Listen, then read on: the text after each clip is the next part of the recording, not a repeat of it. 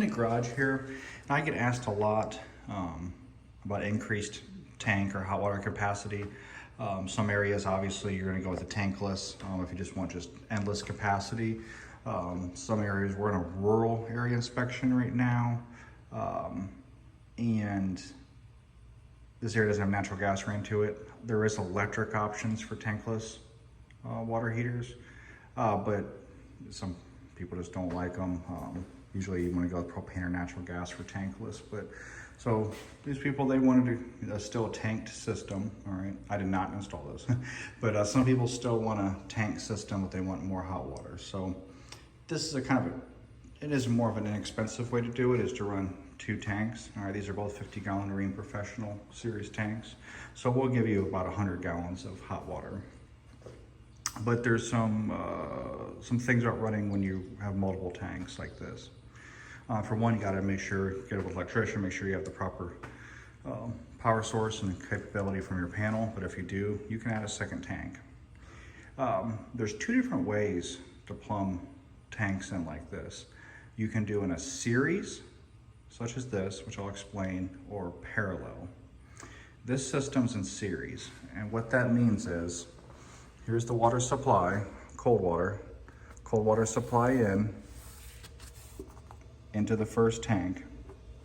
The first tank is heating the water. There's a dip tube that comes down in here. Then you got your hot water out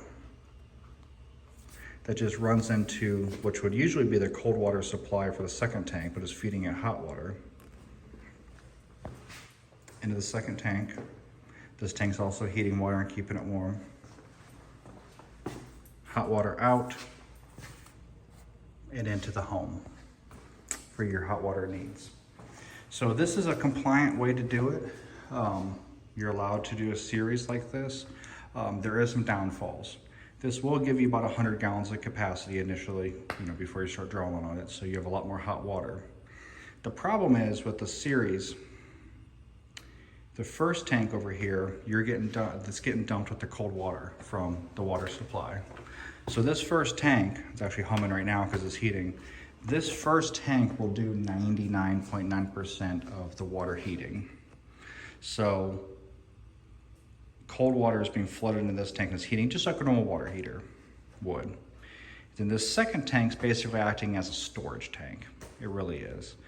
It will turn on, to keep water warm if it's sitting overnight or such, but this tank's already being fed with 130, 140 degree water, whatever this is set on. So this tank's doing very little work. So the problem with this setup is you will get your capacity that you're looking for, but your first tank traditionally is going to be wore out. Not quicker than a traditional just single tank system, because this is acting as a single tank, but this is giving you double the capacity, but your first tank's really doing all the heating. It really is. It's really working overtime, especially if you're drawing that hard on it. This house has some big garden soaker tubs in it, and it's like 4 bathrooms or 5, I'm not sure. But so this first tank's really doing most of the heating. This one's supplemental or storage, then it goes into the house. So this is series. They're all in series, cold water in, hot water out, hot water in, hot water out. Another option for running multiple tanks is called parallel. And parallel would look a little bit different. There's multiple ways to do it, but I'll try to explain it from this setup. Parallel, basically, both tanks are going to be used relatively equally for heating of water. What would happen on a parallel tank is your cold water in will usually come to a T, or it'd come to a T or whatever fitting, and there'd be cold water in the first tank over cold water into the second tank. So both tanks are getting fed with cold water when you turn your water on, so both tanks are heating equally. Then on the hot water discharge side, this hot water and this hot water, this would come up. This would not feed this tank anymore. This hot water would, come out, this hot water, and then they'd run together in another T. So basically when cold water came in, it would split and feed both tanks from the cold water side. hot water would go out and come back together to supply the home or do two different areas of the home. So in a series, or parallel, I'm sorry, in a parallel, both of them are working in parallel together at the same time. They'll both have equal use and actually both have reduced, they'll both reduce the demand on them. Where in a series like this, the first tank's gonna take the brunt of all heating needs. I'm in an area where there's no earthquake straps needed, and this area allows them to be sit on the floor even in the garage. There's a lot of debate if the lower element's considered an ignition source and needs to be raised, but this area is totally fine how this is. Just because I know somebody's been watching this and be like, well, that's all wrong. Well, it's allowed here, so I'm not even talking about that. I'm just talking about the two different ways to run your water heaters if you want more than one tank.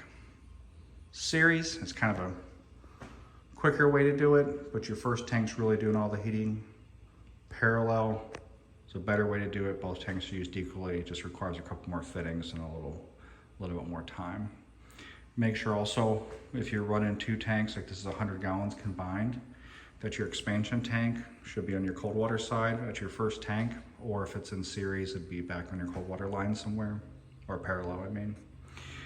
Make sure this expansion tank, you actually check the charts to see if it's big enough. This expansion tank's a 2.1 gallon, I believe. It's only rated up to, I think, when I looked at the chart from Watts, it said like 60 gallons of hot water heating at 60 PSI at 130 degrees. 100 gallons at 60 PSI water pressure heated to 130 degrees. I think it called for like a 3.7, don't quote me exactly, 3.7 gallons. So actually this expansion tank's considered undersized for 100 gallons of hot water because of thermal expansion.